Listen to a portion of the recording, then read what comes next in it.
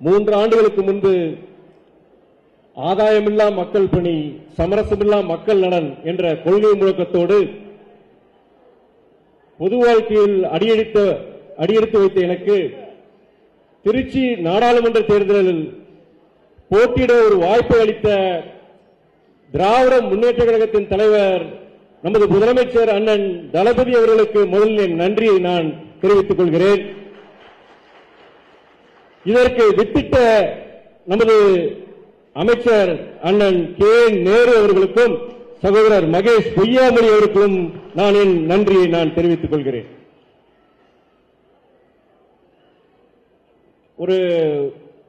இன்னைக்கு நம்முடைய சட்டமன்ற உறுப்பினர் பழனி ஆண்டி பொறுத்தவரைக்கும் அவர் பேர் பழனி ஆண்டி, அதனால முருகனை பத்தி சொன்னார். முருகன் மாதிரி அங்கெல்லாம் சுத்தாதீங்க, பிள்ளையார் மாதிரி இருக்குன்னு சொல்லிட்டு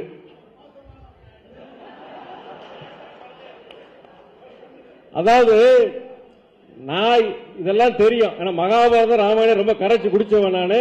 இந்த நம்முடைய ராமர் இந்த சிவன் பார்வதி அந்த கதையும் தெரியும் எனக்கு.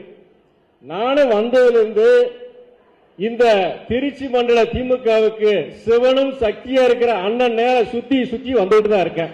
ஆனா மனசு மூஞ்சி இறுக்கமாவே இருக்கு. 3 நாளா நானும் மேடையில எல்லாத்தையும் சொல்லிட்டேன். திருச்சி மண்டல திமுக என்றால் அண்ணன் நேரு என்றால் திருச்சி மண்டல திமுக தளபதி எல்லாம் சொல்லிட்டேன். தனிப்பட்ட முறையில் பேசும்போது கூட உங்க மக அருண் நேரு மாதிரி நான் நினைச்சுக்கோங்க நினைச்சிட்டு தான் நான் சொன்னேன் தனிப்பட்ட முறையில் தனியா பேசும்போது. ஆனா அண்ணன் இருக்குமாவே இருந்தாரு. நான் காலையில கூட நம்ம கட்சிக்காரர்கிட்ட கேட்டேன், என்னென்ன 3 நாளா இருக்குமாவே இருக்காரு. ஆனா அவர் சிரிச்சதை இன்னைக்கு தான் பார்த்தேன். நான் சிரிச்சு இன்னைக்கு 2 மணி நேரம் கலகலன்னு அவர் மாத்திரம் எல்லாம் நம்ம எல்லாரும் சிரிக்க வச்சுட்டு இருந்தாரு. எனக்கு ரொம்ப நல்லா இருந்தது. ஒரு 10 நிமிஷம் வரைக்கும் ரொம்ப சந்தோஷமா இருந்தேன். முதல்ல நான் விளக்கம் கொடுக்கணும். ஆனா 10 நிமிஷம் பேசணும். சிவன சக்தி கேட்டுட்டு தான் எதையும் செய்ய முடியும் இந்த ஊர்ல. நாங்க கட்சி மதிமுக மறுமலர்ச்சி திராவிட முன்னேற்ற கழகம் டாக்டர் கலைஞர் ஐயாவே அவர் நல்லா இருக்கும் போதே சொன்னார், தம்பி வைகோபாலசாமி வைகோ அவன் தனி கொடுத்துட்டு போயிட்டான், ஆனா நல்லா இருக்க அந்த வீடை நல்லா நடத்துறான், நல்லா அவங்க கிட்ட இருந்து கத்துக்கணும்னு சொல்லிட்டு மேடையிலேயே சொன்னார். நாங்க தனியா வந்துட்டோம். ஆனா நாங்க திராவிட இயக்க குடும்பத்துல நாங்களும் ஒருத்தர். உங்களுக்கு ஏதாவது பிரச்சனை வச்சுக்கோங்க. நாங்க சொன்னாரு சகோதரர் மகேஷ் சொன்னாரு, நாங்க முன்னாடி நிக்கணும். உங்களுக்கு திராவிட இயக்கத்துக்கு ஏதாவது சங்கடம் முதல்ல இருக்கிற நபர், முதல்ல நிக்கிற நபர் தலைவர் வைகோ தான். இயக்கம் மறுமலர்ச்சி திராவிட முன்னேற்ற கழகம். தலைவர் கலைஞர் ஐயா நல்லா இருக்கும் போது கடைசியில எங்க அப்பா அவரை பார்த்துட்டு கையை பிடிச்சிட்டு என்ன சொன்ன வார்த்தை எப்படி நான் உங்ககிட்ட இருந்தனோ அதே மாதிரிதான் தம்பி தளபதி கிட்டே நான் உறுதுணையா இருப்பேன்னு சொன்னாங்க. சொல்லிட்டு கிட்டத்தட்ட 7வது வருஷம் நம்ம கூட இருக்கிறோம். நாங்கள் எங்களுக்கு பட்டம் பதவி இதெல்லாம் வேண்டாம். நான் சமீபத்திலோட ஒரு 3 வாரத்துக்கு முன்னாடி ஒரு பேட்டியில ஒரு பத்திரிகை நிருபர் 15 பேர் பிரஸ்காரா இருக்கா பேட்டி கேட்கறான். எல்லாம் சொல்லிட்டே இருக்கேன், கேள்விக்கு பதில் சொல்லிட்டே இருக்கேன்.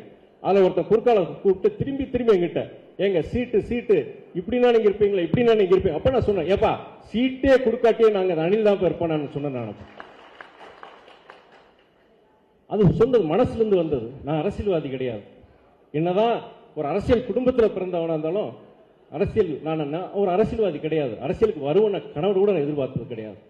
எனக்கு அப்பா 4 வருஷத்துக்கு முன்னாடி முதுமைங்கிறது எல்லாருக்கும், முதுமை மரணம்ங்கிறது எல்லாருக்கும் தான். 4 வருஷத்துக்கு முன்னாடி அவருக்கு உடம்பு முடியாத போது ஒரு சூழ்நிலை நான் வரேன். நான் அரசியலுக்கு வரேன். எங்க கட்சிக்காரங்கெல்லாம் வலுக்கட்டாயமா இழுத்துட்டு என்ன அரசியலுக்கு விட்டாங்க. நான் இப்பயுமே ஒரு பெரிய ஒரு வேட்கையோடு ஒரு ஆசையோடு நான் அரசியல் இருக்கிறேன் அப்படிங்கிறது கிடையவே கிடையாது. உண்மையிலே கிடையாது. மனசு தொட்டு சொல்றேன் நான். எல்லாருக்கும் உங்களுக்கு அப்பாக்கள் இருக்கும், எல்லாருக்கும் ஒரு தந்தை இருக்கும். அந்த தந்தைக்கு ஒரு தலைகுனிவு வந்துடக்கூடாதுன்னு நினைக்கிறோம் எல்லாரும். எங்க அப்பா ஒரு சகாப்தம்.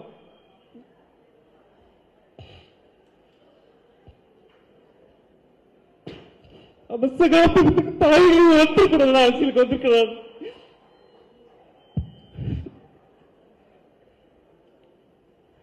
டென்ஷன் பண்றீங்கன்னு எனக்கு தலைகுடி அப்ப எங்க அப்பாவுக்கு தலைகுடி வந்துடக்கூடாது அரசியலுக்கு வந்தேன். இந்த எம்பி சென்ற முறை சட்டமன்ற தேர்தலில் அப்போ சாத்தூர் தொகுதின்னு கேட்கும் போது நம்மளுடைய முதலமைச்சர் அண்ணன் தளபதி வைகோ மகன் கேட்கிறார், அவருக்காண்டி கேட்கிறார், உடனே அந்த தொகுதியை மாத்தி கொடுங்கன்னு சொல்லி கோல்பட்டியை சாத்தூர் கொடுத்தாங்க. அப்ப கூட நான் வாங்கிட்டு டாக்டர் ரகுராங்கிற சகோதரருக்கு கொடுத்தேன். நான் இப்ப கூட எங்களுடைய நிர்வாகக்குழு கூட்டத்தில் அண்ணன் பூமிநாதன் இருந்தார், பேசினார். அவர் சொன்னார், இந்த நிர்வாகக்குழு கூட்டத்தில் எல்லாரும் சொன்னாங்க, பேசும்போது வந்திருந்த கிட்டத்தட்ட 150 பேர் நிர்வாகிகள் சொன்னாங்க துரை வைகோ தான் நிக்கணும். நான் எனக்கு வாய்ப்பு கொடுக்கும்போது 10 நிமிஷம் யாரும் பேசக்கூடாதுன்னு சொல்லிட்டு சொன்னேன். பட்டியலிட்டு சொன்னேன், 7-8 பேர் பட்டியல் போட்டு சொன்னேன். இவங்க யாராவது ஒருத்தர் நிக்க வைங்க, நான் வேலை பார்க்கறேன்னு சொன்னேன். நான் வேலை பார்க்கறவங்களுக்கு என்ன சொன்னேன், எனக்கு விருப்பம் கிடையாதுன்னு சொன்னேன். ஆனா கட்சிக்காண்டி எனக்கு விருப்பம் இல்லாத ஒண்ணு, நான் ஒரு அரசியல்ல வந்து இந்த எம்பி தேர்தல் எனக்கு பெரிய ஒரு வேட்கை கிடையாது. எங்க அப்பா காண்டி, எங்க கட்சிக்காரனுக்காண்டி, எங்க கட்சிக்காண்டி, எங்க அப்பா காண்டி 30 வருஷம் உழைச்சு உழைச்சு உழைச்சு தேய்ச்சிட்டாங்க. எங்க ஆளுக்கு